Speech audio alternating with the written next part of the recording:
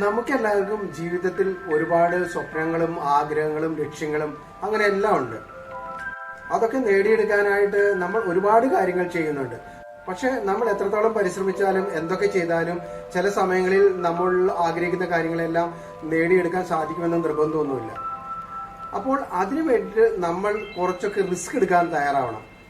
Comfort സോണിൽ കൂടെ നമുക്കൊരു കാര്യങ്ങളും എല്ലാ കാര്യങ്ങളും നേടിയെടുക്കാൻ സാധിച്ചെന്ന് വരില്ല.